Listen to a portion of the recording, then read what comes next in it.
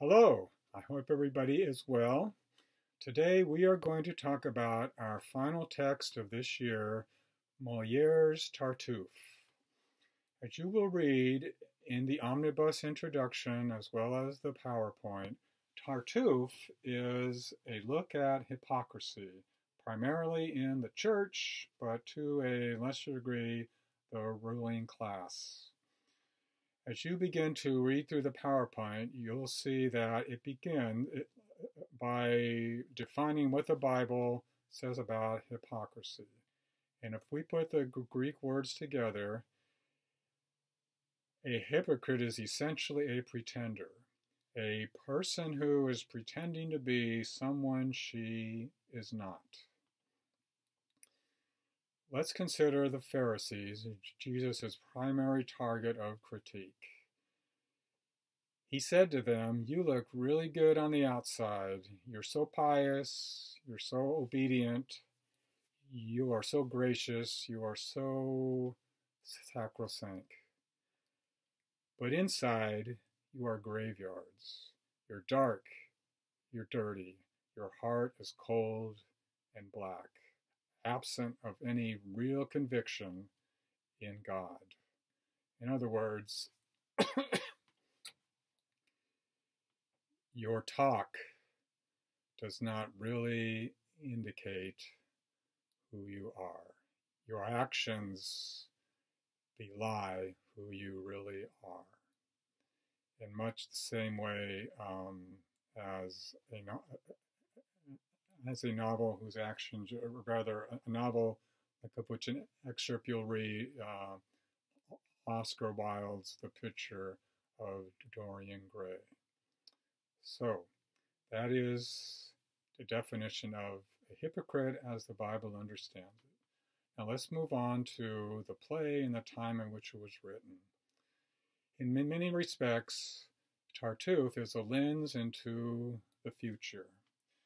It was written during the reign of King Louis XIV, who reigned for 72 years. And in his reign, France was considered as one of the greatest powers in Western Europe.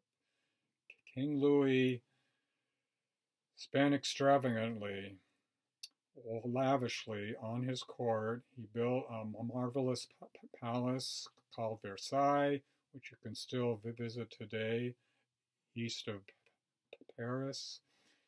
He entertained courtiers and visitors from all over the world, and inviting them to enjoy his opulence. And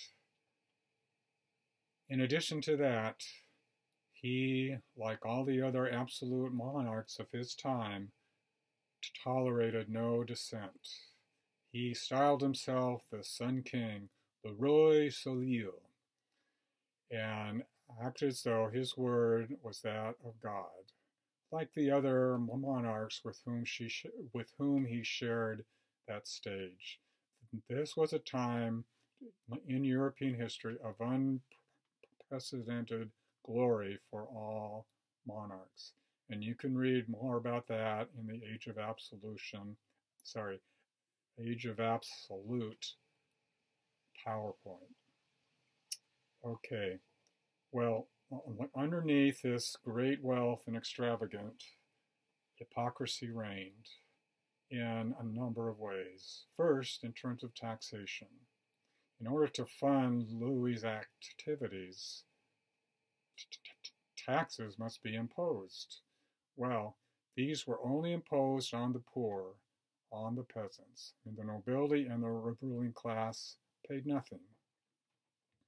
Second, because the Catholic Church, despite the Reformation, was still enormously powerful in France and Spain, but we're talking about France, it was able to, with the help of a state, impose a mandatory 14% tithe on all parishioners who were poor. And the nobility and the ruling class were not required to pay this tithe. and the leaders of the church, those in the church hierarchy, lived lavishly. They spent their time in baronial palaces, enjoying the best that wealth could offer. So again, their extravagances were being built on the backs of the poor. And 3, in terms of military service, only the poor were conscripted into the military. Only the poor had to fight France's wars.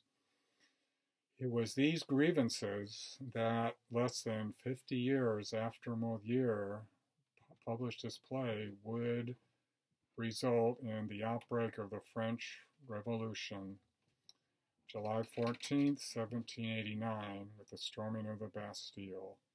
And when that revolution was over, the French monarchy was no more.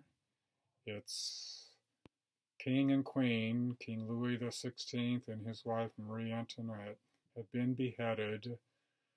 The church was no more.